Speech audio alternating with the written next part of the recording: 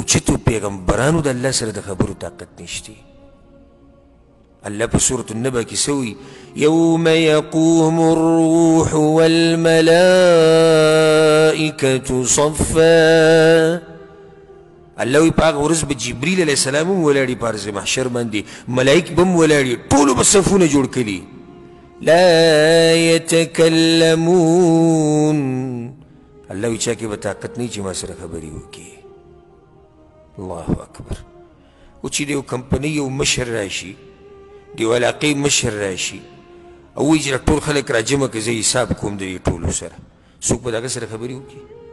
نشي کولی. نو چې کله د دې مخلوقاتو هغه خالق دا ټول راجمع کړي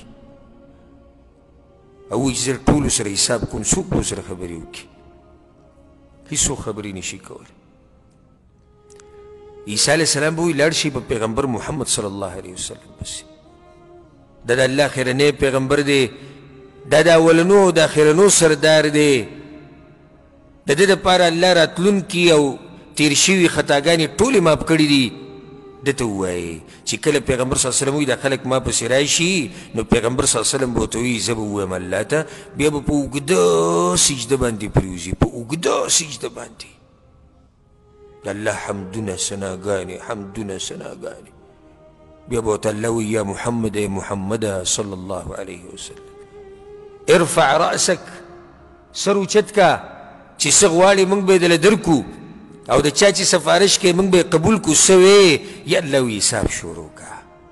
دا خلک تنګ شوي دي، هغه به ډېر ناشنا وخي. بیا الله وی وجاء ربك والملك صفا صفا.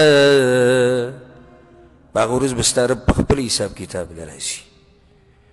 دا نه دی چې حساب کتاب الله په ملایکو باندې کوي، دا نه دی چې الله حساب کتاب په بل چا باندې پیغمبرانو باندې کوي، نه نه، حساب کتاب له به الله سبحانه وتعالی په خپله راځي. ځکه الله وی واشرقت الارض بنور ربها. الله وی په هغه ورځ به دا ځمکه رڼا شي د الله په رڼا سره، د الله په نور سره به د هر څه وپړقېږي. الله به راشي، حساب کتاب به شروع شي. حدیث کې راځي وی هر انسان ته به د هغه او د هغه د پلار په نوم اواز کېږي، هر انسان ته به اواز کېږي. واذا الوحوش حشرت، سورة التکویر کې دي الله به څاروي هم راجمع کړي په هغه ورځ.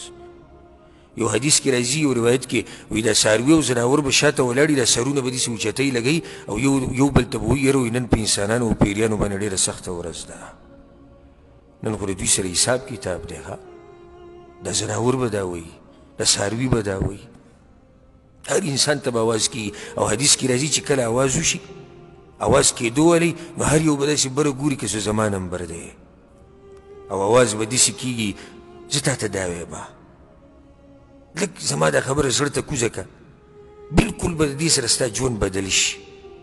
غونه یې په انسان باندې ځیږ شي، غونه یې په انسان باندې ځیږ شي، دا ویښته د بدن ودرېږي چې کله دا آواز وشي ستا په باره کې او زما په باره کې فلان ابن فلان، پلانې د پلاني زوی یستعد للوقوف بین یدی الله، ځان دې تیار کړي، الله وایي چې د ده نمبر دی مخکې دې راشي.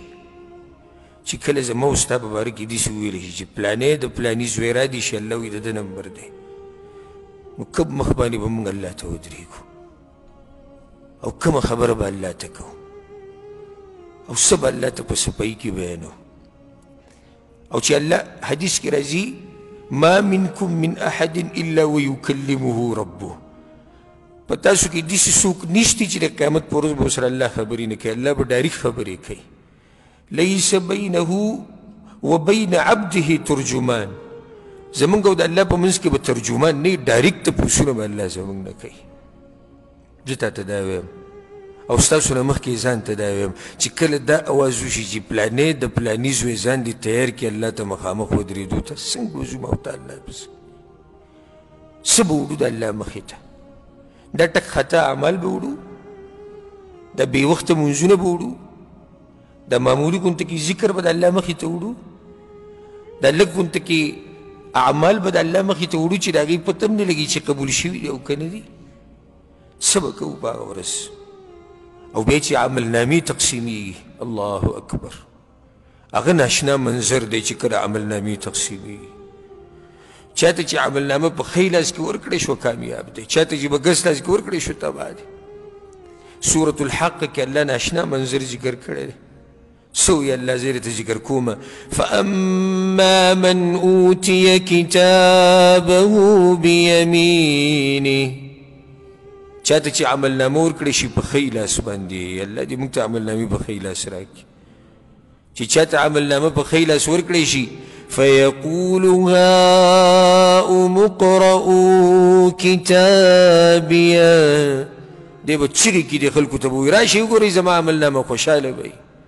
که تاسو خیال کړئ کله چې یو سړی په سکول کې، مدرسه کې، کالج کې، یونیورسټۍ کې سبق وایي او ریزلټ یې راوځي، امتحان یې راوځي، کامیاب شوی، نو بیا هر چاته ښیي وي وګوره که نه وګوره. په دغه ورځ به د عملنامه چې چاته په ښی لاس میلاو شي اواز به کړي وګورئ که نه زما عملنامه وګورئ په ښی لاس الله راکړه. انی ظننت انی ملاق حسابیه، زما یقین په دې ورځ باندې چې زه به د الله سره میلاویږم، ما ډېر محنت کړی و د هغې دپاره. الله به ورکوي دته څه فهو فی عیشة راضیه فی جنة عالیه قطوفها دانیه. الله وی ډېر ښایسته ژوند به زه دغه خلکو له ورکوم. دنګ دنګ جنتونو کې به له ځای ورکومه، داسې دنګ دنګ جنتونه چې میوې به یې نږدې، الله وی داسې ځای کې به له ځای ورکوم. الله دې موږ ته په هغه ځای کې ځای راکړي.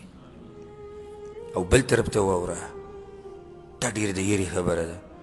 واما من اوتي کتابه بشماله، او چاته چې عملنامه ورکړی شو په ګس لاس، تباه دی دا سړی. الله وایي چاته چې عملنامه ورکړی شو په ګس لاس چغې به کي فیقول یا لیتنی لم اوت کتابیه. یا الله وایي تبعی ده زما دپاره چې ما ته د سر عملنامه نه وی میلاو شوی. ولم ادري ما حسابیه، چې زه د سره د خپل عمل نه خبر شوی نه وی. یا لیتها کانت القاضیه، ارمان چې د دنیا د مرګ سره زه ختم شوی، خاوري شوی. ما اغنا عني مالیه، زما مال خو مال څه فایده رانه کړه. هلک عني سلطانیه،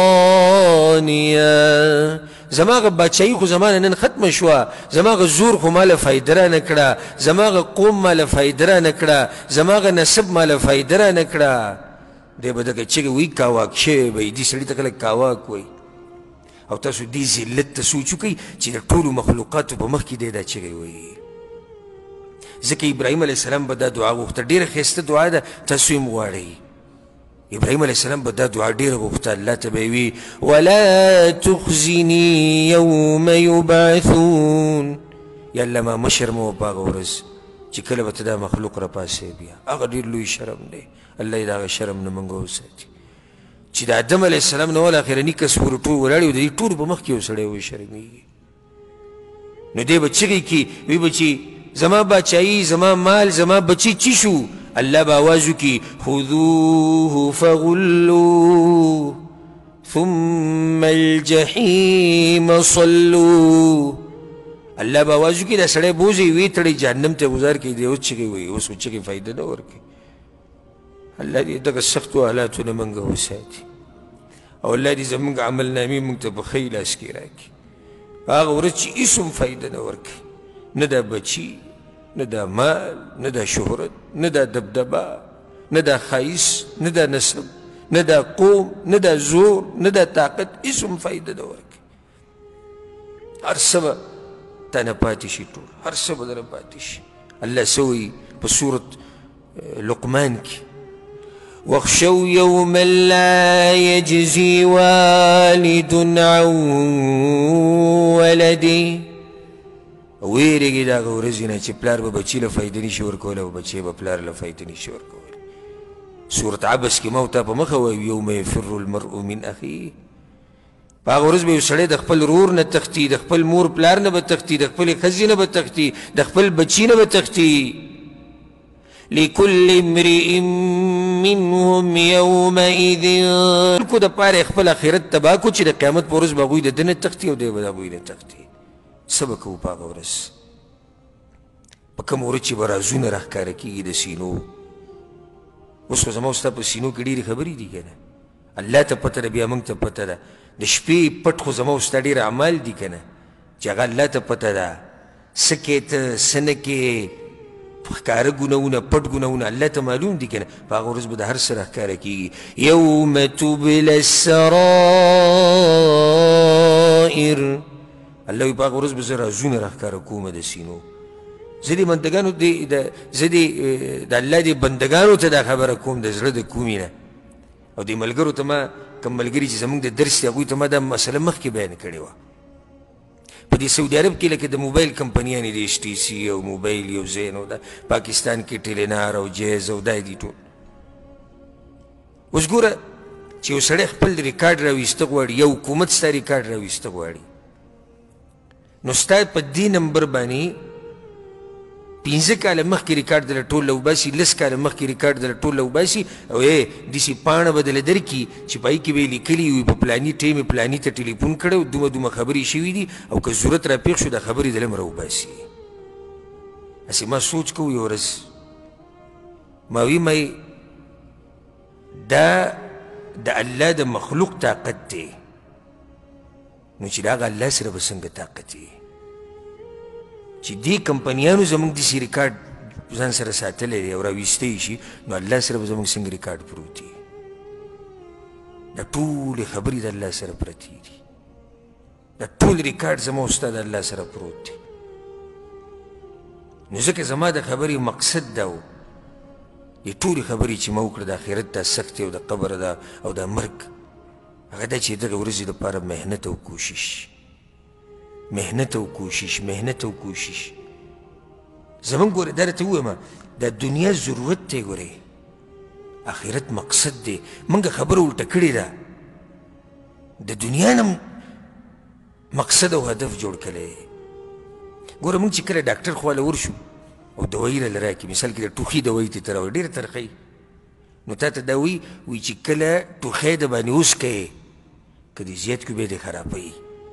دغه شان د دنیا ده چې څومره ضرورت دی دومره کوه، که دې زیاته کړې بیا دې خرابوي. ګورې بیا دې د الله نه غافله کوي، بیا دې د آخرت نه غافله کوي. نو راځئ چې یو نوی ژوند شروع کړو، راځئ چې د آخرت دپاره محنت او کوشش شروع کړو. دنیا به کوو، دنیا ضرورت دی، دې نه بغیر ګزاره نه کېږي، خو دومره به یې کوو لکه څومره چې ضرورت وي. بس آخرت له به ټیم ورکوو، الله له به ټیم ورکوو، د الله عباداتو ته به رجوع وکړو. کوم ګناهونه چې زموږ نه شوي دي هغه شوي دي، او بیا به یو نوی ژوند شروع